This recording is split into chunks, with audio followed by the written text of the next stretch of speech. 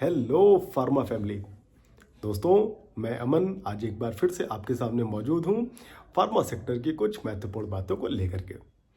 दोस्तों, मेरे पिछले वीडियो में मैंने आप लोगों से बात की थी माइंडसेट के बारे में, जिसमें मैंने आपको एक कहानी का उदाहरण देकर के भी समझाया था कि अगर हमारा माइंडसेट स्ट्रांग है, सफलता का रेशियो भी उतना ही अच्छा होगा। दोस्तों, जिसके लिए मैंने आपको एक कहानी भी सुनाई थी नवाब पटौदी की। दोस्तों, इसी तरह आज मैं एक नई कहानी लेकर के आप लोगों के सामने हाजिर हूँ। दोस्तों, आज हम लोग बात करेंगे हरियाणा के पूर्व खेल मंत्री संदीप सिंह के बारे में। दोस्तों, संदीप सिंह अपने बचपन से ही हॉकी से प्यार करने लगे थे, हॉकी खेलने लगे थे। उन्होंने हॉकी को जिया था। दोस्तों, जैसे जैसे संदीप सिंह बड़े हुए, हॉकी उनका पैशन हो गया, उनकी रगों में बसती थी हॉकी। दोस्तों, इसी तरीके जब संदीप सिंह का सिलेक्शन इंडियन क्रिकेट टीम में हो गया, वो हॉकी खेलने लगे। काफ़ी समय बीतता गया, संदीप सिंह को वर्ल्ड कप खेलने का मौका मिला। वो खुशी खुशी अपने घर से अपनी टीम को ज्वाइन करने के लिए शताब्दी एक्सप्रेस से दिल्ली पहुंच रहे थे। बदकिस्मती से दोस्तों, एक ऑफिसर की गलती के कारण संदीप सिंह के कमर में गोली लग जाती है। संदीप सिंह बेहोश हो जाते हैं, उन्हें कुछ पता नहीं चलता है। और संदीप सिंह की जब आंख खुलती है, संदीप सिंह अपने आप को एक हॉस्पिटल में पाते हैं।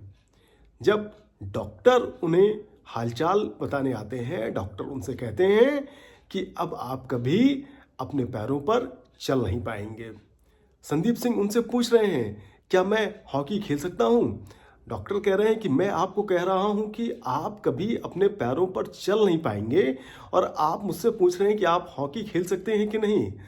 संदीप सिंह ने कहा, डॉक्टर साहब, सामने दरवाजा है, आप यहाँ से जा सकते हैं, क्योंकि मुझे अपने आसपास किसी भी निगेटिव लोगों की आवश्यकता नहीं है। दोस्तों, संदीप सिंह तो ठहरे योद्धा व्यक्ति। उनके दिमाग में घूम रहा था कि कैसे मुझे हॉकी खेलना है, कैसे मुझे अपने देश को रिप्रेजेंट करना था। मैंने आपको बताया, संदीप सिंह हॉकी खेलते नहीं थे, संदीप सिंह हॉकी को जीते थे। उनके रग रग में हॉकी बसी हुई थी। ऐसा व्यक्ति कभी अपने काम को छोड़ नहीं सकता है, कितनी भी विपरीत परिस्थितियां हों, लेकिन ऐसा व्यक्ति कभी भी अपने काम को छोड़ नहीं सकता है। वो सर्वदा अपने काम को ही प्रथम रखता है। जब संदीप सिंह को ऐसा पता चला कि अब मेरा आधा शरीर पैरालिसिस से ग्रस्त हो गया है, अब मैं चल नहीं सकता हूँ, संदीप सिंह ने हिम्मत नहीं हारी। संदीप सिंह ने अपना पैशन, अपना जुनून बनाए रखा। मन ही मन सोचने लगे, अपने रिश्तेदारों से, अपने मेंटर से वो इस चीज़ के बारे में जानने लगे कि कैसे मैं अपने आप को हॉकी के लिए तैयार कर सकता हूँ। आप समझिए, जिस व्यक्ति को डॉक्टर ने चलने के लिए मना कर दिया था, वह व्यक्ति हॉकी के लिए बात कर रहा है, हॉकी खेलने की बात कर रहा है। 1% भी उसके मन में ऐसी बात नहीं आ रही है कि अब मैं हॉकी नहीं खेल सकता, अब मुझे पूरी जिंदगी व्हीलचेयर पे बितानी होगी। धीरे धीरे समय बीतता जाता है।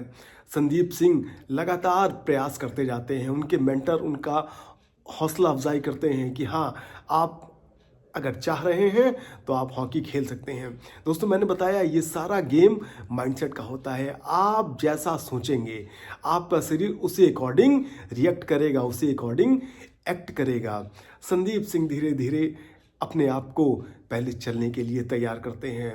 डॉक्टर ने उनसे कहा, अगर आप हॉकी खेलना चाहते हैं तो आपको असहनीय दर्द भी बर्दाश्त करना होगा। उस असहनीय दर्द में भी आपको कभी पेन किलर नहीं खाना है। अगर आप ये कर ले जाते हैं तो वाकई आप हॉकी खेल सकते हैं। यह बात संदीप सिंह को घर कर गई।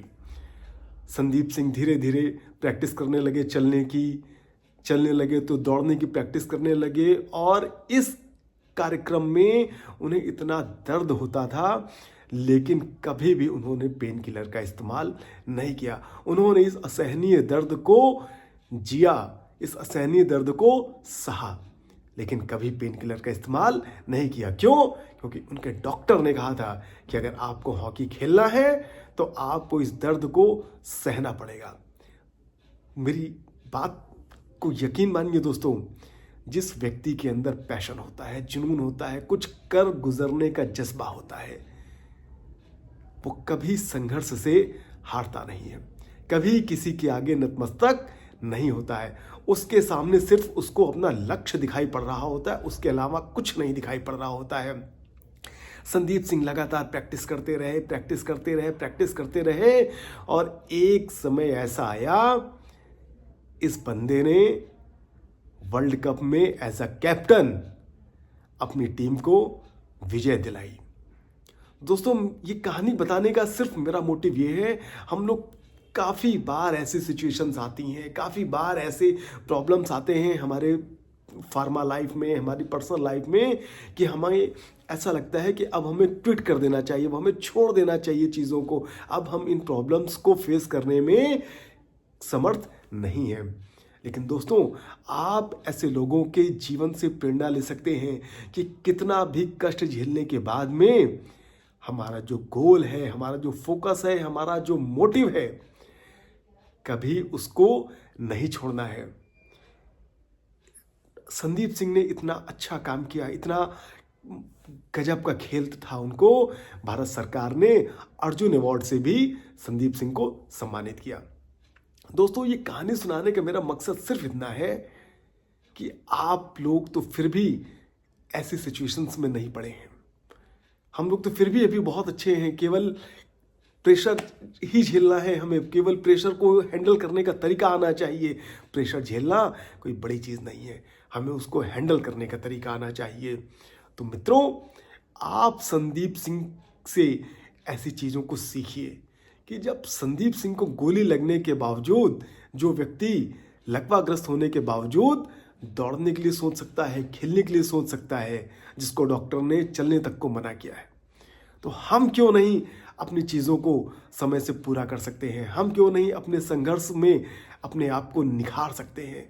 दोस्तों, सोने का कलर तभी निखर के आता है जब वो भट्टी में तपता है।